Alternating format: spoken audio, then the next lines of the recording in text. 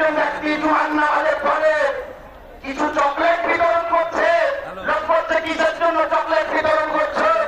তিনি বলছেন নামাজ যতগুলো ছেড়েছিল প্যালেস্টাইনকে স্বাধীন করবার জন্য, বাইতুল মুকাদ্দাসকে মুক্ত করার জন্য, আমার সমস্ত ছেলে শহীদ হয়ে গেছে, খুশিতে আমি চকলেট বিতরণ করছি।